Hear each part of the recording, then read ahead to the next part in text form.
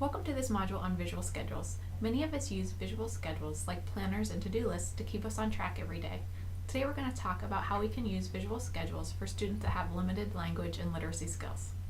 Visual schedules, in addition to social stories and video modeling, can be used to help students with limited language and literacy skills follow a routine or learn a new skill. Visual schedules are an efficient and effective way to teach a routine or a short, simple task. Visual schedules are support systems that can combine objects, photographs, line drawings, and words. This is an example of a visual schedule that uses objects. This type of schedule can be used with students that have limited language skills. As you can see, different activities such as breakfast are represented with objects on the schedule. As you can imagine, this works extremely well as a way to represent some activities like eating breakfast, but it is a little trickier for others like riding a bus. This is a visual schedule that uses photographs to show the sequence of events in a morning routine.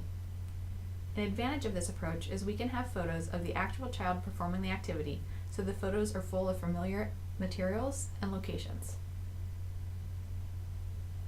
This is a visual schedule that uses line drawings to once again show the sequence of a morning routine. You can see that this schedule also includes the time for the activities, as well as a self-monitoring component where the student can check off each activity after it has been completed. There are several potential benefits to using visual schedules. They can be used to increase appropriate behavior so the student knows what to expect. They can be used to facilitate less reliance on adult prompting. Teachers can use transition cues so they don't have to constantly give the student the verbal prompt to check their schedule. They can also be used to increase the predictability for students with ASD, so this reduces the anxiety of students not knowing what comes next. There are two types of visual schedules that are commonly used. The first is used across or between activities. These schedules show the sequence of activities across the day. For example, at 9 a.m. you have reading, at 10 a.m. you have speech, and at 11 a.m. you have science. This type of schedule can be helpful for students that have difficulty with transitions. They can also be used as a visual support for reinforcement. The following clip is an example of a student using an across or between activities visual schedule. While watching the video, note that the teacher gives the student a cue or card that lets her know she should check her schedule. She then completes the first activity on her schedule, which is to finish the puzzle, puts the activity away, and moves on to the next activity of reading. Did you have a good weekend, Mary? There you go. Glad to see you here today, Mary.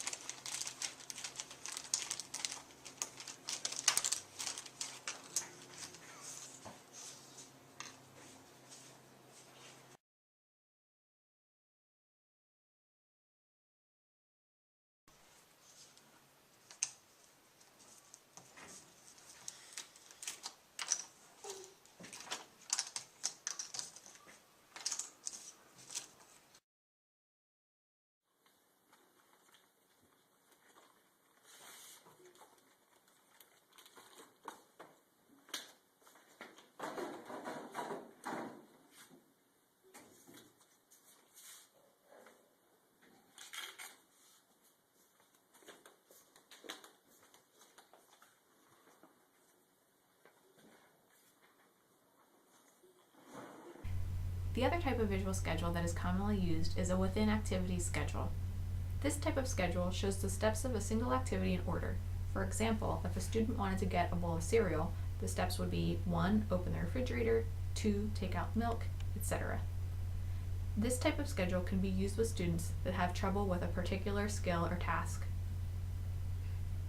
This clip is of a student using a within activities schedule.